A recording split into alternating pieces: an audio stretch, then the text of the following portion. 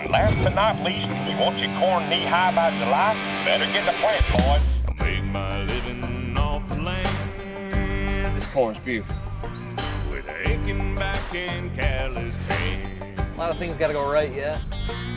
The old man said you reap what you sow. This could be some pretty phenomenal numbers. Out here in these fields of gold. Why it's called yellow gold. I work harder, work harder. I get the job done, yeah, I'm a farmer. I don't back down no matter what comes my way. Crazy year, right? I'm an early riser, an all-nighter. You call me plowboy, yeah, I'm a fighter. Ain't gonna stop till they put me in my grave. It's gonna be a fun year. I'm a warrior. I'm a warrior.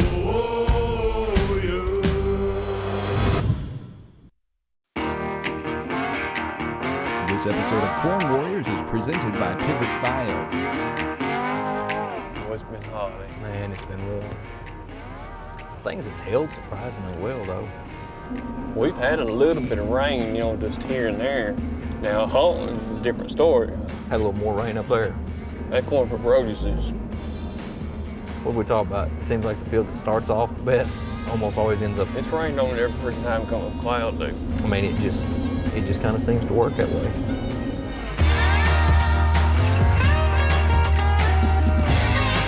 There's where I pulled them back the other night and showed Brooks Cardinal. But that's a bad boy right there.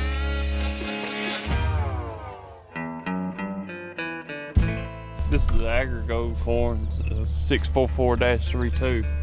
We've been tinkering with the population on it the past couple of years, and we had it at 38,000, we had it at 36,000, and we found for us 34,000 was a sweet spot. So just about every one of them's 20 around.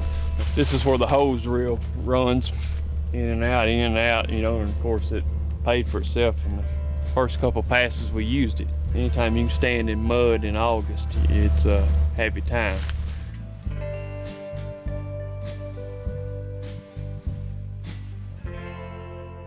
We have been extremely hot. I'm talking 98 degrees for multiple days in a row, and feels like temperature, 110.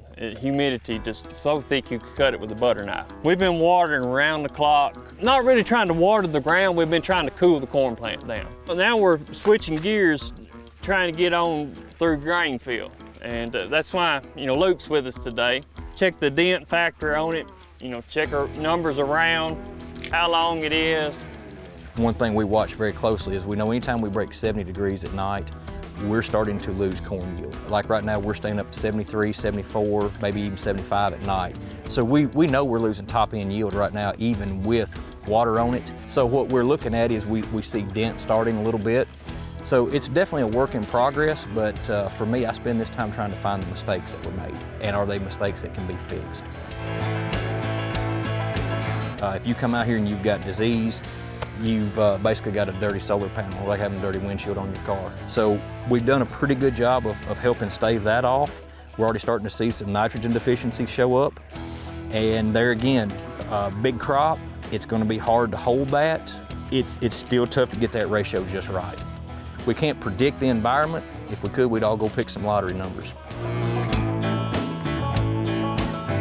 Mother Nature had us set up in the best possible situation that we could have been up to about 4 weeks ago.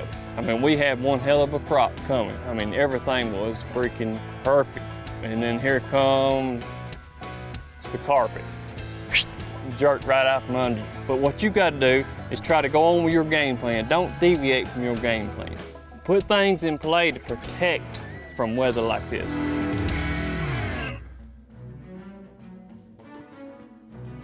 I don't care about the trophy.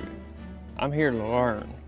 I've got to do better. You can spend yourself broke in a hurry. And this is not one of these years that you need to be goofing off. I see myself all the time doing a little doggy paddle like this right here. That's what I picture in my mind, because it's gonna be tough. All my Alabama stuff is kind of down from normal. I drove by it a while ago, and I kid you not, it was brown from here down and the ears was already turned down. You've heard the old saying, stick a fork in this done. Well, you know, it's kind of like having hope about stuff like that. A lot of times in that situation, hope is just delayed disappointment. So let's just go ahead and call it what it is, move on, learn what we can learn from it. Well, let's get out of this hot corn. All four of us standing here soaking wet. But let's get out of here and let's go look at some dryland corn up here in Hunting on the Brody farm, if y'all want to.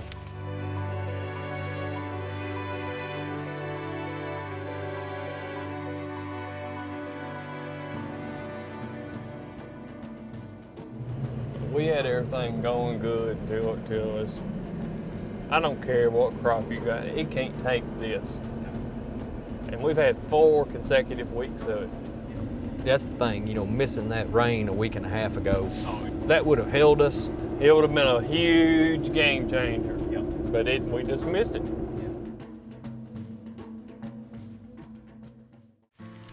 Fat boys, them fat boys. Fat boys. And you're gonna see that a lot at 38,000. You're gonna have I'd rather have 38,000 than stubs. All right, guys, now we drove up the road a little ways up here to a little town called Hunting. And this farm right here is 42 acres. And this farm, when it came up, it looked extremely well right out of the gate. It was just flawless looking. And it's also got rains at timely applications. I mean, every time we need it, it rained. But this farm right here is planted at 38,000. You can see this here right here. I mean, it's just, the rows are just perfectly straight. Overall, it looks really, really good. No matter what the weather throws at us, Pivot Bioproven is harnessing what is naturally within the soil, making nitrogen available to the plant. Where I applied Pivot Bioproven, the average across the whole field was about a 5 to 6 bushel an acre benefit. And we know that large rain events are not going to leach that nitrogen out into our water. Gives you kind of that peace of mind that you're going to have 25 to 40 pounds of nitrogen that's there and safe. To make this a financially and environmentally sustainable business.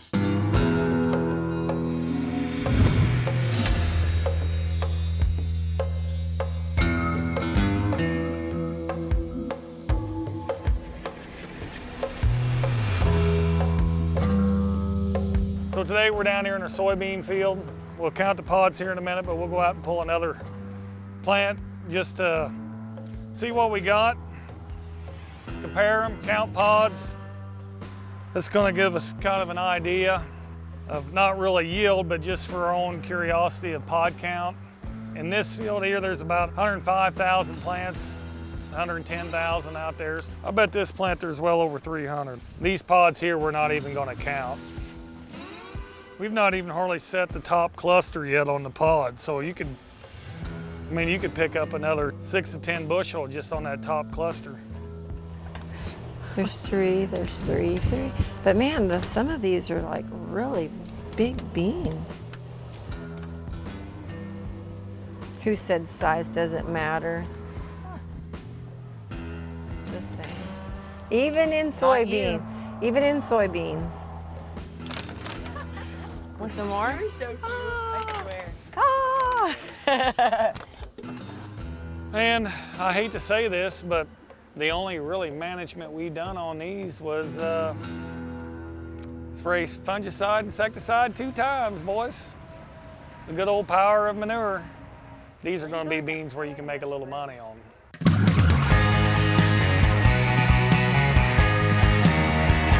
My prediction is our liquid program is going to beat our strip till program by 60 to 70 bushel.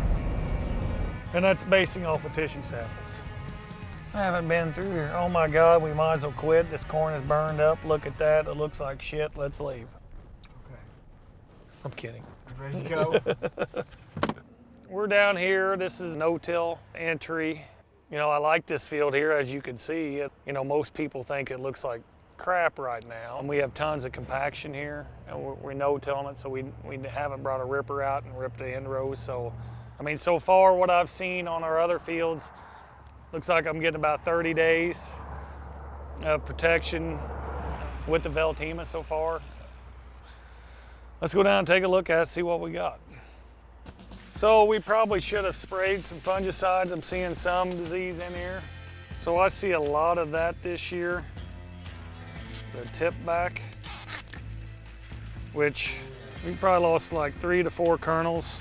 This was probably a week ago, we probably lost these kernels.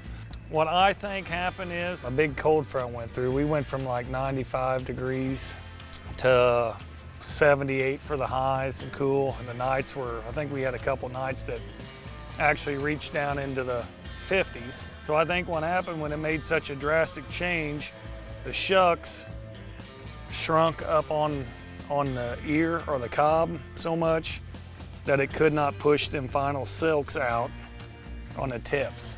Roughly 39 long, which is kind of where I like to be at, and we're probably, oh, let's see here, 18. So we're 18 by almost 40. We'll check here, see how thick we are here. Population, about 38, 39,000. So that's gonna be pretty good corn. It's gonna be really good corn, actually. This was no-tilled, constant. We don't run cover crops, you know, just corn, soybeans. Let's go check some more corn. Sound good? These are what we call morning glories. They don't get up on top and spread out over a wide area like a burr cucumber does, but on a morning glory, the vines are a lot tougher. So here's a pickle. As you can see, pickles can jump from plant to plant pretty easy, but they pull apart so much easier. But see how big them leaves are? The biggest leaves up there, them's pickles. Once they get up on top and start getting full sunlight, them things can grow 5-6 feet in a diameter a day. I mean, they get massive.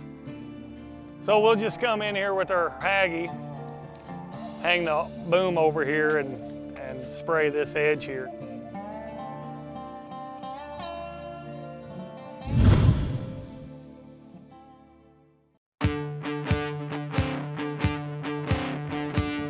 Corn plant is very, very intelligent, and the more information you give it as far as nutrients and what you want it to do, the better it responds.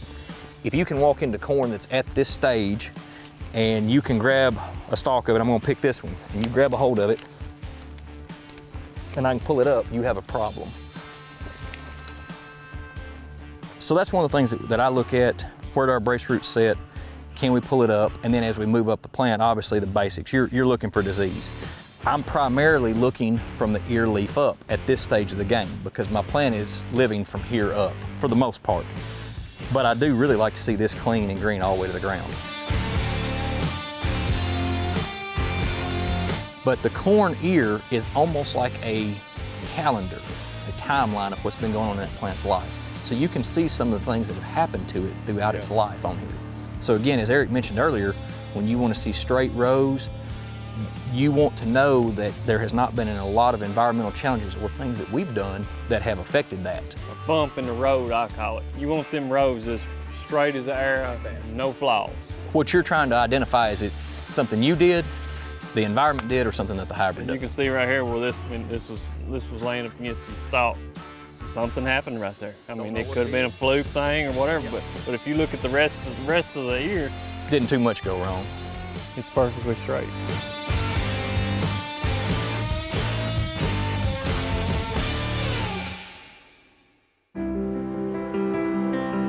Ever since it's come up, we've known, hey, this is gonna be a good one here.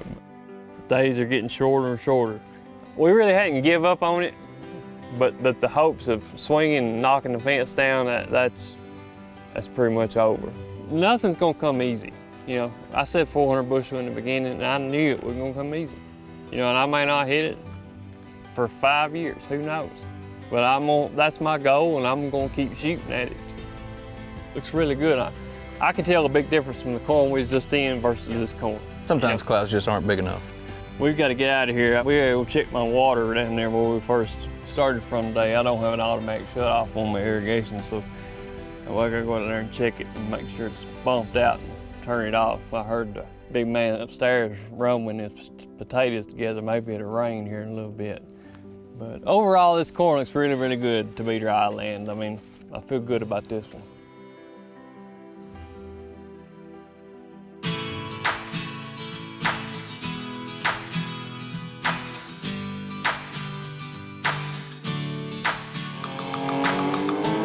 This is the rasp bar right here. That's what does the threshing. Everything in this combine is practically been gone through. We like 5 more rasp bars, having them all in, and it's a job. Took us about an hour and a half to put 2 in. So we're 3 weeks, maybe 4 weeks from shelling some corn in Tennessee. Now Alabama's gonna be a different story.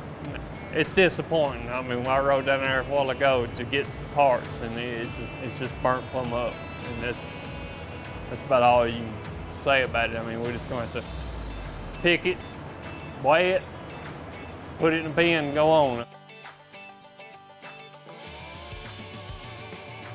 It's small things like that that set you apart as a grower or a producer. People think that they can't do it, but you can. You can do it. All you've got to do is just slow your mind down and just do the small things that really matter. I mean, down to micromanaging.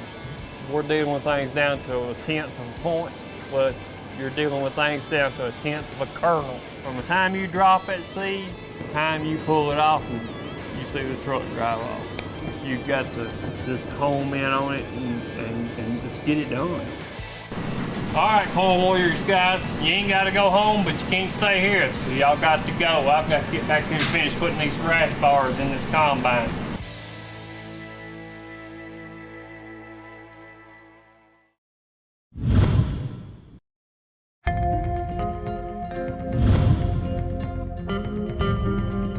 We're just walking in here a little bit, but I could feel that this is a different hybrid.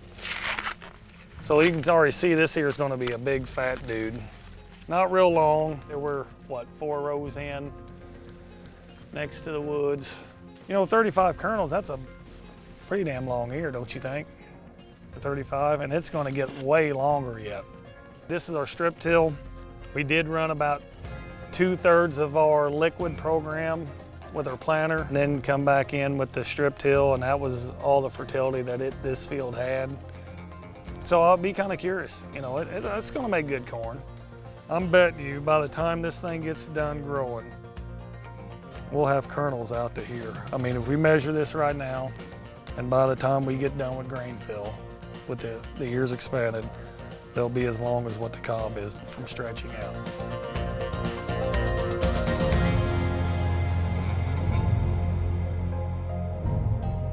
Jake. How's it going? Oh, it's going good. How you doing? It's another day. It's another day. It's hot. Getting dry, or the green snap that you had, or what? No, this dryland field is just getting dry. Yeah. But if it would have rained, I think 400 was definitely potential. And it's damn good. Good. Well, no offense for the contest. I hope you don't get that rain in. I hope I'm at least not last. You know, I'm having a little fun playing around with you guys now, so I'd like to stay another year. Yeah, the sprayer's fixed. We're getting ready to go spray some fungicides. We're looking for a second sprayer. I got a Haggy you could buy. How much you want? We'll negotiate off the phone. So here we are, putting some Veltima in here, making our last shot of fungicides. Keep that corn nice and healthy. This Veltima product has, without a doubt, been the longest residual that we've ever used for a fungicide. I am pretty impressed with it. It works. So what we're gonna do, we're gonna put in about another 30, 40 gallon. And then, because it'll take that to flush that out to get the fungicides in. And then we're ready to roll. So Ryland. What? Since COVID has hit this great country, how has it affected school? Hey, did you see that thing that I sent you? What? Might still be. Exactly. Exactly.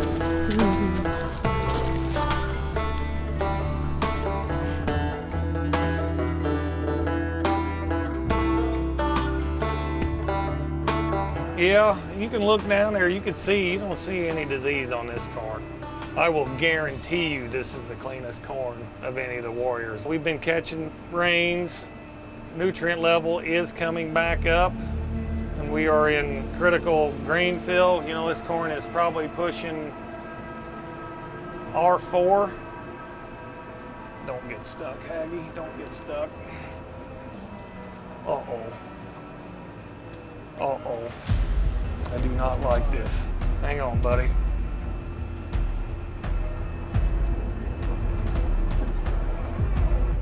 Oh, yeah. Holy shit. Slow down, buddy. Whew. I admit I was a little worried. I admit. Yeah. It was not looking good there for Team Haggy. Yeah, actually, I've been stuck quite a few times back here. I'm not telling Sean or Ryland or Kogan or Remy that because, you know, they think I'm perfect. Or I tell them I'm perfect. How about that? But anyway, you know, we look at last year, we bust through the last 40 days of no rain and a record temperature in August. So like today, the high, we're about 20 degrees cooler. We're getting the grain-filled temperature of what Corey normally gets. We're getting the grain-filled temperature of what Dan normally gets. You know, they're getting cool weather too. They're getting more grain fill. I understand that, but Corey and all them guys are not planting 120-day corn. So basically, we're going to take this pass down, and we should just be close enough to, I think, being done. Oh, this son of a... I don't know what the hell's the matter with this damn thing. I mean, it's that, god damn it, I need to get out there and move that son of a bitch. See, it's actually knocked the damn bracket loose. I truthfully think that everybody's corn is going to be at least 10% better than what they think it is right now, just because of grain fill being cool.